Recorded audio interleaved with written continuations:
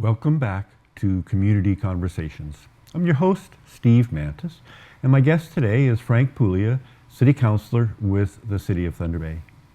So Frank, in the first episode here, or first segment, we've covered a little bit of the general information about being a councillor and interacting with the city. Now, what are some of the key issues that you've been working on that really, it's your heart behind it and away you go? You were talking in particular about youth and being an advocate for youth. Yes, one of my responsibility is also being the child and youth advocate for the City of Thunder Bay. And as you know, recently we have had some tragedies with Indigenous youth losing their lives. And so it's bringing up to the forefront some of the long-term socioeconomic problems we've been experiencing, and also an opportunity to talk about how we're going to move forward in a more meaningful and more results-oriented way, in a positive way. I believe that out of tragedy, there's opportunities. And the opportunities not only to highlight the positive response that the city has undertaken in accepting the recommendations of the inquest. Monday night, the City Council, we have approved all the 31 recommendations, and 27 of those have already been worked on. So this is the inquest into the death of the 7 young people yes. who were students here Yes. in Thunder Bay. Yes. So give me one or two of those recommendations and what's happening as a result. Well, we have undertaken an audit, a risk assessment of the waterways, Okay. because it seems that that's the area where a lot of the incidents have happened. And so there was an audit with some expertise across North America who came here, experts who took a working group composed of Indigenous leaders and representatives from different education and other organizations, plus our city officials, to do that audit. And the audit is already being highlighted. It was on Monday night, and there'll be a full report coming out soon. We have already implementing some of those recommendations. I took the opportunity to also join the Bear Clan Patrol on a couple of their patrols of the river, the waterways, and to see firsthand some of the areas that we could work with, either through extra lighting, cleaning the brush.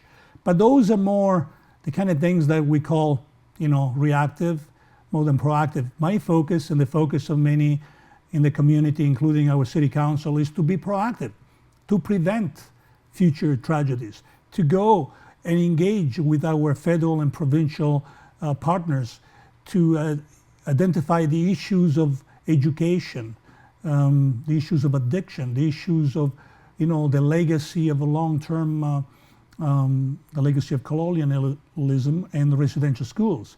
Those are long-term type of projects. They don't belong just to the city, even though we are at the tail end of the impact, and we feel it here in our city because the municipality in the city of Thunder Bay is one, the greatest majority of Indigenous people live in our city. They are part of our community. We have a community responsibility to take care of each other. And I think is the collaboration and the focus on partnership that is emerging. Over and above, there has been some back and forth in terms of what else needs to be done in terms of prevention, but I think how quickly we can put our resources to work is emerging as a great focus right now. You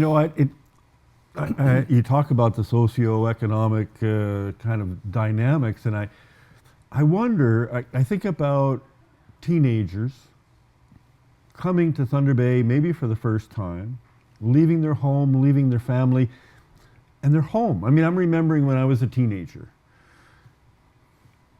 I could invite friends over to my house to watch TV or to play games.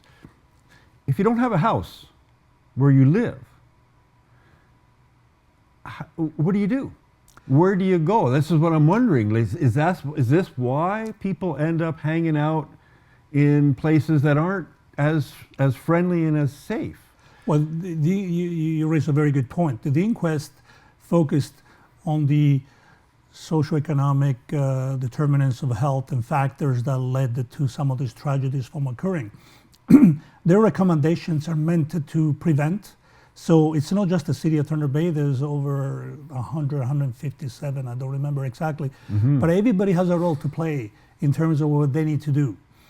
So we're working very closely with the leadership of the Anishinaabe Nation. And I'll give you an example in terms of understanding where these issues come from. As a youth coming to Thunder Bay myself, as a first generation immigrant at the age of 16, Okay. I didn't speak the language when I came here. I had relatives, but I didn't really know them that well, right? Yeah. I didn't have any friends. I had never seen snow before. So I faced some of those challenges. So when I welcome the Anishinaabe students in September as the child advocate, when they come to the city, I tell them my story because I want them to know that we understand your challenges and that we've been there in a different ways because also, our background is social dynamics. It's maybe different. It prepares us better to enter into a big city and be part of a bigger community.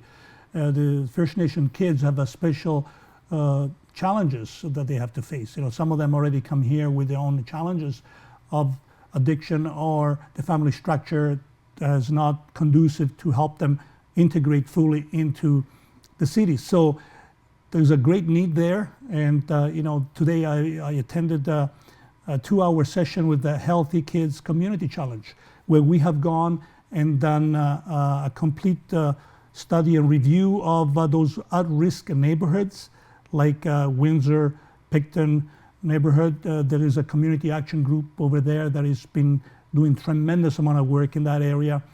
We also have volunteers in Limbrick area. The other Evergreen neighborhood action group with some great leadership there is also producing some amazing results. So there's a lot of good work happening in our city, but it's not being talked about sufficiently. The focus, unfortunately, is when there's a tragedy on what is missing. But there's a lot of strengths that we can build on. Thunder Bay, the city of Thunder Bay, the citizens of Thunder Bay are very resilient. We have a giant heart. We are community driven. And I see them, and I meet with many groups every day. Like in this last month alone, I had 16 meetings just on these issues as the child and youth advocate, just in one month. And there's more going on, and we hope to be able to provide more positive results and communication to our community and give people hope that we are moving in the right direction, that there is hope, and also to the Indigenous community and friends that were collaborating with us, that we are making progress, and we will take care of those issues, and we need to listen to them. What is important to the Indigenous community? It's not just us finding solutions for them, it's them telling us how we can do better. So then when you sit as a city councillor, and one of the biggest issues you deal with is a budget. And I'm going to give you time to think about this because we have to take a little break. But how much of the budget goes to support children and youth in the city, and is that adequate? So please stay with us because we want to hear from the youth and children advocate in terms of, okay, how does this fit into the big picture in the city of Thunder Bay? We'll be right back.